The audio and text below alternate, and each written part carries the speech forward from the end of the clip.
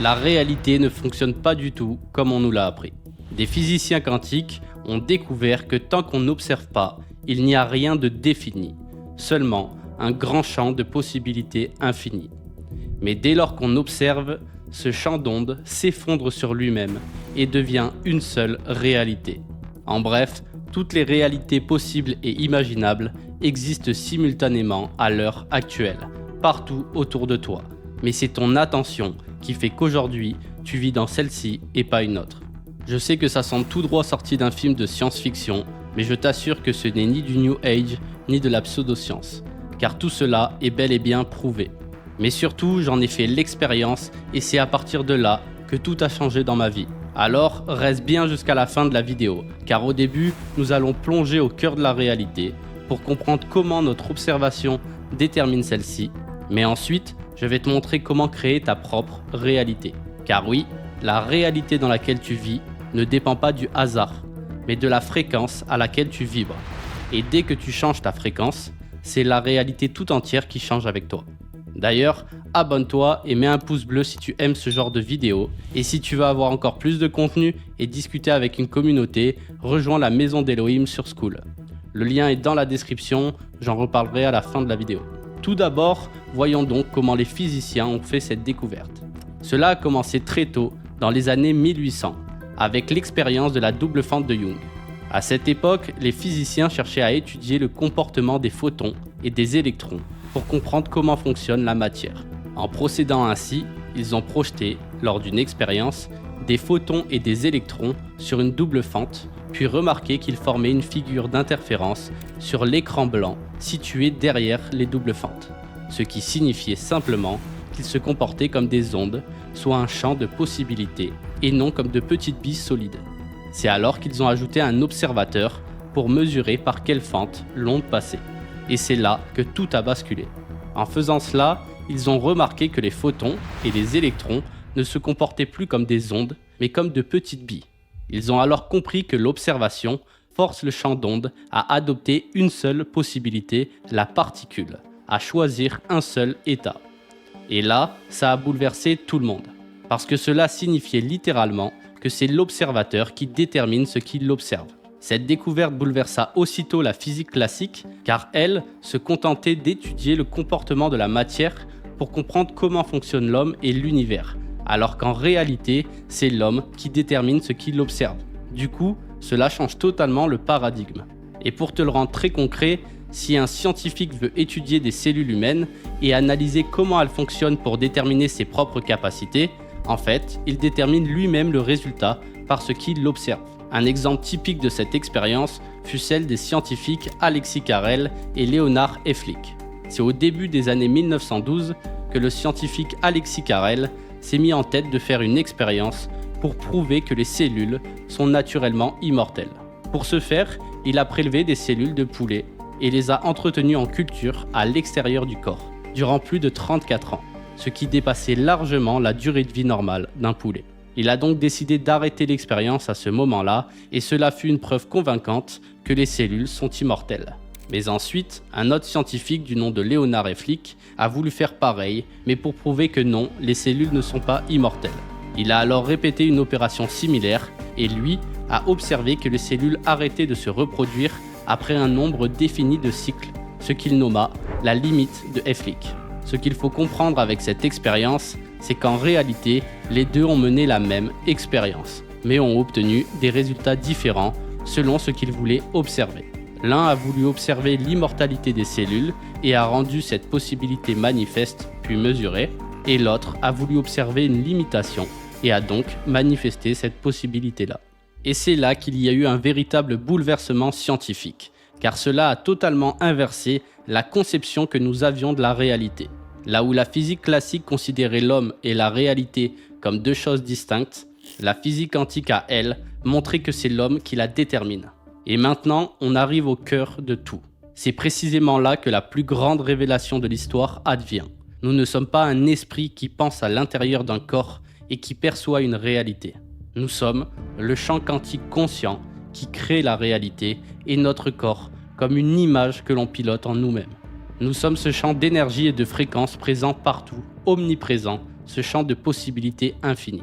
Et tout ce que nous percevons, tout ce que nous vivons, n'est pas extérieur à nous, mais en nous, créé par nous. Je sais qu'au début, cette vision des choses paraît étrange, mais je vous garantis que bientôt, cela vous semblera totalement normal et logique. Il faut comprendre que notre conscience n'aurait jamais pu être enfermée dans notre corps, car rien ne peut contenir les ondes.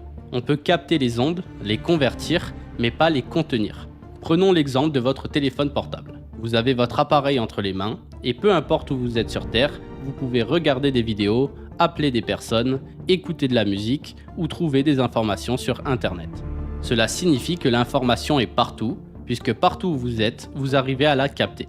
De plus, même si vous êtes ici actuellement, vous pouvez appeler un ami en FaceTime et le voir en direct tout en lui parlant, même s'il est à l'autre bout du monde. Cela signifie que l'information de votre ami est déjà là où vous êtes. Votre téléphone ne la crée pas, il la capte simplement, la convertit et vous la transmet sous forme d'image. Et ce n'est pas fini. Vous êtes aussi capable de voir dans le présent des informations du passé, comme écouter des musiques des années 80 ou regarder des vidéos sorties hier. Cela signifie que toutes les informations de l'univers, du passé comme du futur, sont déjà ici, dans le présent, partout autour de nous. Et notre conscience, elle, est fondue dans ce champ d'énergie, connectée à celui-ci, puisqu'elle non plus n'est pas contenue dans notre corps. C'est quelque chose de fondamentalement impossible. C'est une information vraiment essentielle à intégrer. Notre cerveau est donc simplement un émetteur-récepteur que notre conscience façonne et pilote. Nous pilotons notre corps par la vibration, mais aussi nous le structurons, puisque c'est nous, l'intelligence, qui transformons ce champ d'ondes en particules, ce champ de possibilités en une seule réalité. Et nous arrivons ainsi au point le plus important de la vidéo. Cette réalité est définie par la fréquence de notre conscience, qui correspond à notre état d'être. Cet état d'être est déterminé par notre paradigme qui englobe notre conception de la réalité, nos croyances profondes, nos émotions profondément ancrées et nos habitudes. La première chose à faire est donc de vous unifier à la réalité autour de vous. Et oui, c'est logique. Aujourd'hui, vous avez conscience d'être dans votre corps et de sentir l'espace qu'il occupe. Vous pouvez donc le piloter et il vous obéit. Avant même que vous ne pensiez à marcher, il marche. Votre corps est corrélé à votre esprit, intriqué. Et bien maintenant, il s'agit de faire pareil avec la réalité.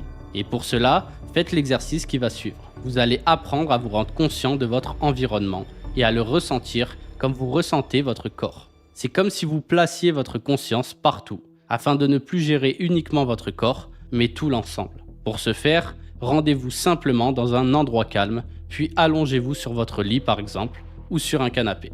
Ensuite, fermez les yeux. Maintenant, concentrez-vous sur votre respiration durant quelques minutes. Puis, une fois détendu, visualisez et ressentez l'espace qu'occupe votre corps. Le but est vraiment de ressentir tout l'espace qu'occupe votre corps, de haut en bas, de fond en comble. Une fois cela fait, visualisez votre présence qui s'étend autour de vous, comme si elle sortait de votre corps et continuait à se propager dans l'univers autour de vous jusqu'à tout englober. En même temps, ressentez de l'amour comme si vous vous laissiez fondre dans l'environnement autour de vous. Continuez jusqu'à ressentir que votre présence occupe tout l'espace infini, comme si votre corps était devenu cet espace. Vous pouvez évidemment faire cette méditation en plusieurs fois afin de vous familiariser avec elle. Plus vous la faites, plus ça sera facile.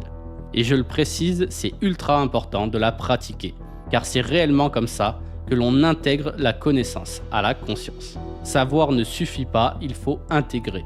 Prenez un exemple simple. Si vous voulez vous familiariser avec quelqu'un, vous devez lui parler, créer des liens, l'apprécier, et c'est ainsi que cette personne devient votre amie. À partir de là, vous avez confiance en elle et vous ne ressentez plus sa présence comme un poids, mais comme un soutien qui amplifie votre énergie. Il en est exactement de même pour les animaux. Vous adoptez un chien, puis à force de l'aimer et de rester avec lui, vous vous familiarisez avec sa présence. Et au bout d'un moment, vous vous sentez bien quand il est là, il vous apporte même de l'énergie au quotidien. Et cela vaut aussi pour les lieux. Vous l'avez sûrement déjà remarqué, quand vous allez souvent dans un endroit ou que vous occupez une maison, vous y déposez votre énergie et vous vous y sentez ensuite très bien. Maintenant, visualisez l'humanité tout entière ainsi que toutes les espèces qui y vivent comme des membres de votre famille. En fait, élargissez votre vision que vous avez de la famille, mais avec l'humanité tout entière.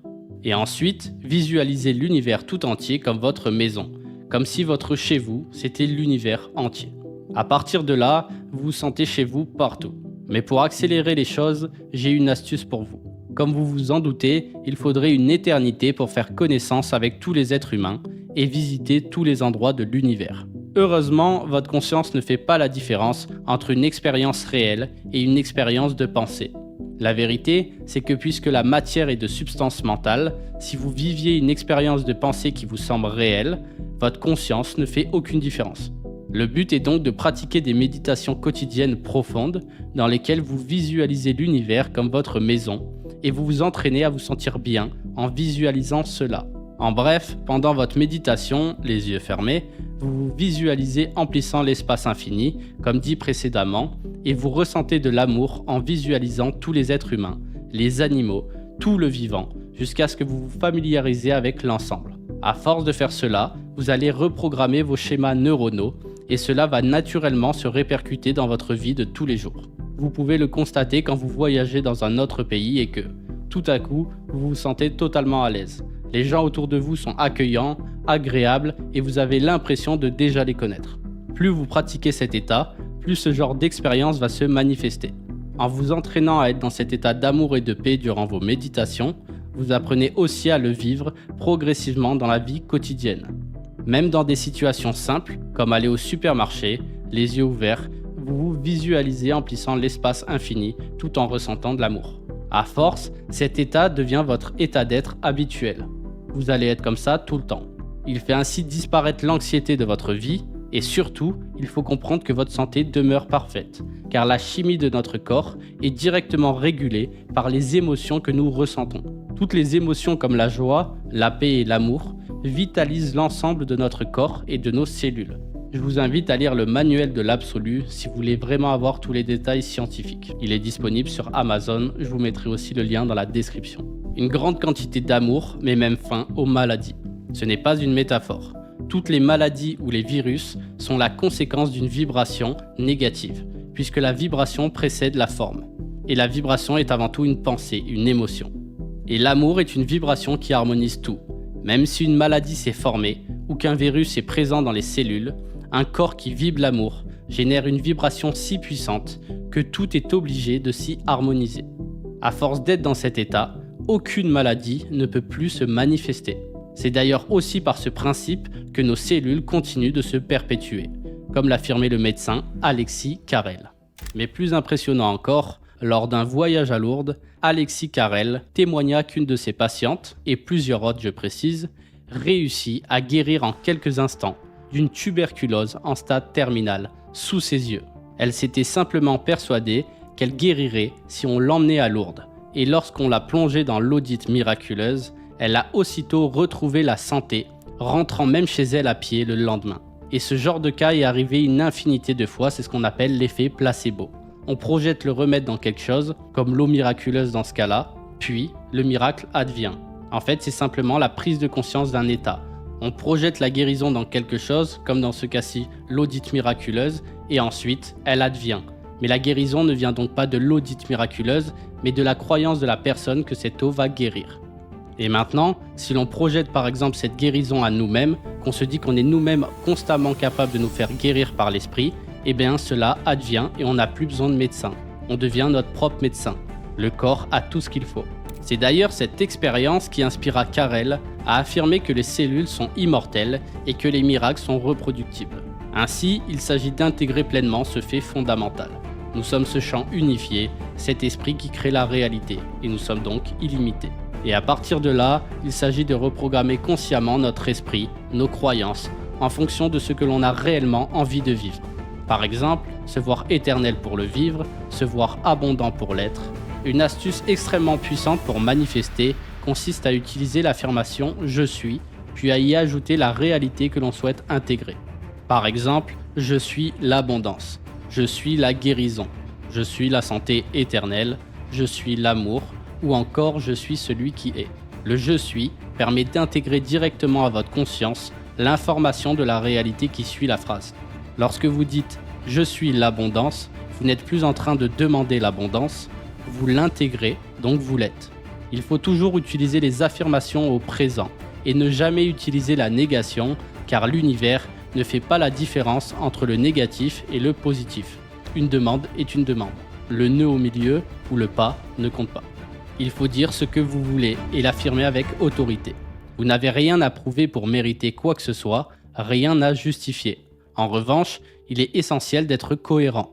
C'est-à-dire que si vous voulez être illimité, vous devez abandonner toutes les idées qui vous limitent. Projetez des idées illimitées, des idéaux de vie qui vous font vibrer et consacrez-vous à ces idéaux jusqu'à les manifester. Un point souvent négligé, c'est l'expression. Vous devez réellement exprimer vos idées. Elles sont là pour ça. Il faut les concrétiser. Les idées que vous avez en tête, vos rêves profonds, sont des graines de réalité à manifester. Et vous devez le faire à travers votre corps, les mettre en mouvement. Si vous rêvez d'une vie où votre santé reste parfaite, où vous êtes illimité, où vous vivez pleinement votre passion, alors allez dans cette direction. Commencez par exprimer votre passion, la partager, créer des choses. C'est ainsi que les choses progressent. C'est ainsi que le monde évolue. Ce sont toujours les esprits visionnaires qui font évoluer l'univers. C'est toujours un homme ou une femme qui voit une nouvelle possibilité, comme la compréhension des ondes, et qui ensuite mène à une infinité d'innovations. Internet, les réseaux sociaux, l'intelligence artificielle et bien d'autres encore. Aujourd'hui, la compréhension que nous sommes le champ conscient de lui-même, créant la réalité par son propre paradigme, change absolument tout. C'est un nouveau pas vers quelque chose de bien plus grand. À un moment, l'immortalité, le fait de voler, de se transposer, de manifester nos pensées, deviendront la normalité. Il sera normal de se déplacer d'un bout à l'autre de l'univers en un instant, comme il est normal aujourd'hui de prendre l'avion et de se rendre dans un autre pays en 1 heure. Il y a encore quelques années, on pensait que ressusciter des espèces disparues était impossible. Aujourd'hui, des entreprises comme Colossal ont déjà réussi à ressusciter les direwolves et les souris laineuses, et bientôt les mammouths. Ce qui signifie qu'aucune espèce n'a jamais disparu, l'information de ce qu'elles sont est et restera toujours là. L'énergie ne meurt jamais. Le train avance et celui qui reste à quai disparaît dans le passé.